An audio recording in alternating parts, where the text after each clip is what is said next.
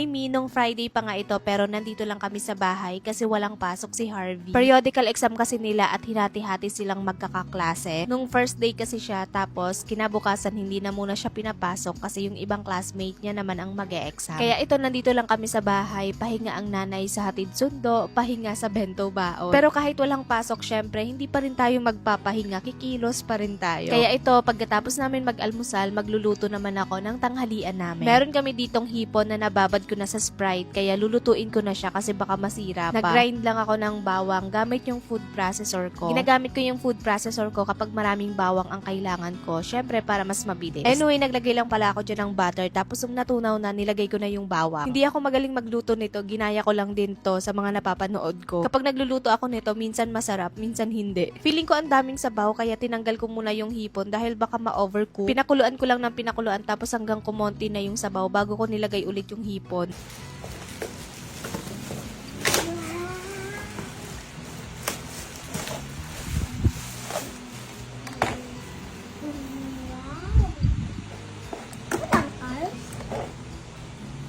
Ayun o. Ayun. Ang labi.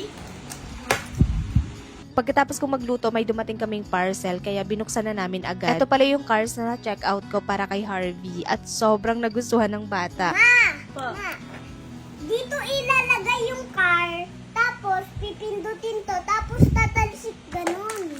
Oh, tignan nga natin. Tingin kung mabilis. Wow! Ang bilis! Ba't puro Lamborghini?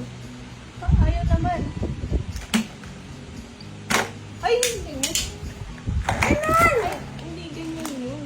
Nagdatalo pa nga kami nung una kung paano siya gagana pero ayan, nakuha din namin. Sobrang hilig kasi ni Harvey ngayon sa cars as in maghapon, kaya niyang cars lang ang laruin niya. Alam niyo ba na ang dream car niya ay Lamborghini? Di ko alam kung tama ba yung pag-pronounce ko pero sa kanya ko lang kasi yan narinig. Wala kasi akong alam sa mga ganyan pero siya alam niya yan. Tapos sinearch ko kung magkano, 30 million lang naman. Tapos ito pa yung sabi niya, bumili raw kami ng 30 million para makabili kami ng Lamborghini na car. Nakakatuwa yung pagka-inosente ng mga bata, no? Anyway, meron din palang dumating para sa akin mga mare. Ito yung bago kong vacuum from Dirma. Pagdating nga, binuksan ko na agad para masubukan ko na. Gagawan ko na lang to ng review or ng separate content para mas makita nyo. Sobrang natuwa nga ako dito kaya ito nag-vacuum na ako sa buong bahay. Kinabukasan naman mga mare, Saturday kaya syempre walang pasok ang mag-ama ko. Tanghali na kami nagising kaya umpisahan natin ang vlog ngayong araw sa pagkain ng tanghalian. May mga tira-tira pa kaming ulam sa ref kaya ininit lang namin at ayun na yung inulam namin ngayong tanghalian. Pagkatapos namin kumain, naghugas lang ako ng pinagkainan namin habang si Harlow naman inaasikaso na ang anak namin. Ganito lang kami kapag nandito siya, tinutulungan niya ako sa mga gawaing bahay o kaya naman siya yung nag-aasikaso sa anak namin. Pagkatapos ko maghugas, nagpunas-punas na rin ako dito sa kitchen para malinis na. Aalis din kasi ako kasi meron akong duty as a bridesmaid. Magkikita-kita kami ng mga kaibigan ko tapos meron kaming simpleng pa-bridal shower para sa aming bride-to-be. Kaya ito, kailangan ko muna maglinis dito sa bahay bago ako lumayas. Bala ko din kasing uminom kasi ang tagal ko nang walang alak sa katawan. Kaya para good shot kay Mister, kailangan maayos yung bahay. Ayun lang muna, kita-kita tayo sa next vlog. Bye!